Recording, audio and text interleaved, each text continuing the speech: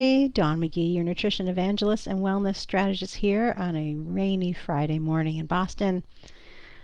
Does it seem sometimes like you're always restarting? Like you get good momentum on your healthy journey for a few days or a week or a few weeks, and then something happens to derail you, and so you feel like you have to restart again? Well, I think that happens to all of us, especially at this time of year. If you're in the Northeast like I am, well, then the weather is up and down and around, snow, rain, cold, unseasonably warm, all the things, right?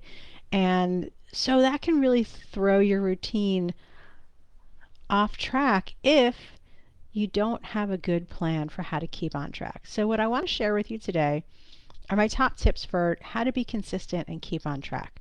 So, number one, if you find that you're constantly stopping and starting, take a step back and think about what you're trying to do. Why is it that you want to make changes to your healthy habits and how you're doing it, right? First thing, this, as Simon Sinek says, always start with why. Why are you doing this?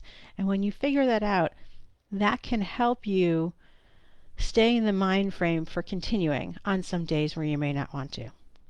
The second is take a look at how you're doing it. You may be trying to be too aggressive. You may not be starting at a point where you actually are, right? You may be wanting yourself to be perfect, and there's no such thing as perfection, right? So take a deep breath, do an honest assessment of where you are with your healthy habits, your sleep, your hydration, your stress levels, what kind of food you're putting into your body, what kind of intentional movement are you getting, have you added strength training, all of these things.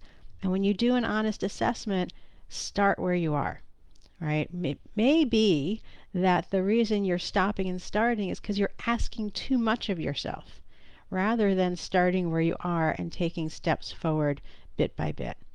And then the third thing is, well, you may be trying to go it alone. You may not have any support, whether it's from your family or from friends or from a group.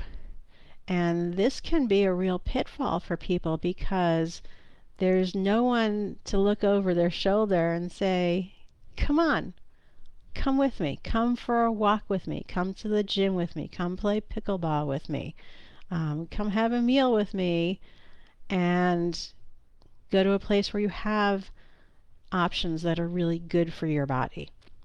All of these things make a difference, and that's why I love having groups of people do this together so that you've got people you can count on besides just me to be in your corner.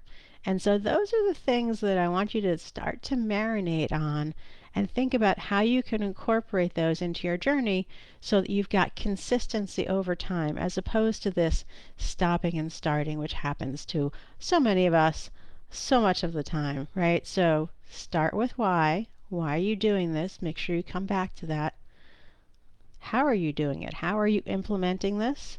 And community, accountability, partners, right? All of that makes a difference. So if you have questions, tag me down below in the comments. I'm always happy to help run through things with you. I've got a couple of spots left in the coming quarter for some new groups, whether it's in your workplace or your community. If you want to get a bunch of people together, I'm happy to coach you through the steps that you can take to solidify your healthy lifestyle, give you all of the skills you need, fill your toolbox so that you can make this a lifestyle for a lifetime, not just a moment in time. As always, what I hope for you is that you live a life you love without being hungry, feeling deprived, or giving up the things that bring you joy. Until next week, ciao.